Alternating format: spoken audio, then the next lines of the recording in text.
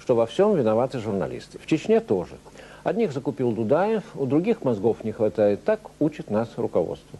Еще оно учит о Чечне рассказывать спокойно, аргументированно и ни под каким видом не врать. Насчет вранья руководство особо строго следит, это святое. Вдохновленный этими советами, хочу сделать краткий обзор руководящих аргументов по чеченским событиям последнего времени, для назидания. На днях всю нашу сравнительно необъятную родину облетела радостная весть. Индонезия заявила, наконец, что считает вопрос о Чечне внутренним делом России. Ну, просто гора с плеч. Можно снова шарахнуть, как любит говорить наш родимый министр обороны, почему-то не обласканный средствами массовой информации. Дайте мне, сказал он однажды, полк на 2 часа, и я решу вашу национальную проблему. Шарахну, и нет ее точечным ударом по опорным пунктам. Ему, конечно, поверили, дали полк, добавили для комплекта танков, там авиации, артиллерии, морской пехоты, с Урала несколько частей, с Дальнего Востока, как под Москвой в 41-м. А что делать, если эти коварные чеченцы всю дорогу нас обманывают? Помните, первые боевые самолеты Чечню обстреливали? Мы им честно, как на духу, не наши это самолеты, не российские, а чьи не знаем, видимость хреновая. А они российские, да российские. Ну ладно, уступили им ради дела мира, признали, когда разведнелось. Недавно снова. Москва, видите ли, бомбит Грозный, ракетами бьет по жилым кварталам.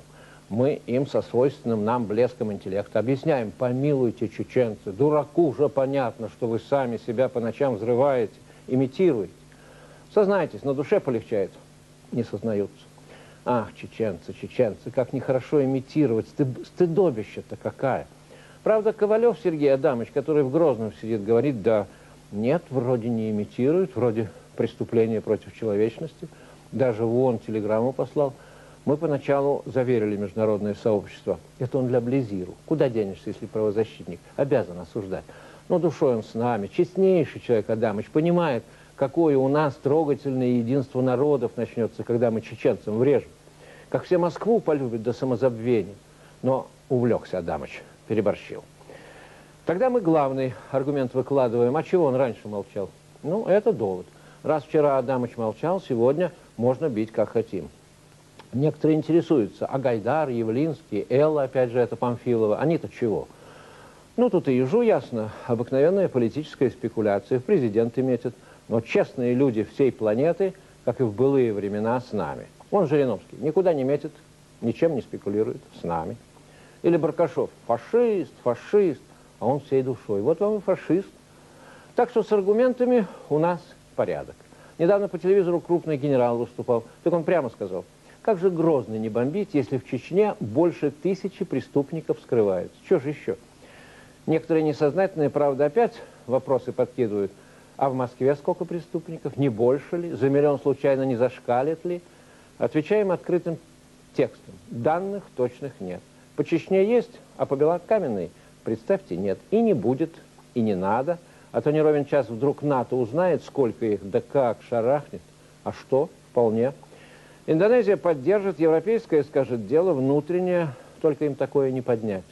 Чтобы наших московских бандюк с их формированиями вывести, придется шарахать ежедневно, без перерывов, на обед до конца столетия. Вот видите, когда спокойно и вразумительно, а главное честно, все становится на свои места.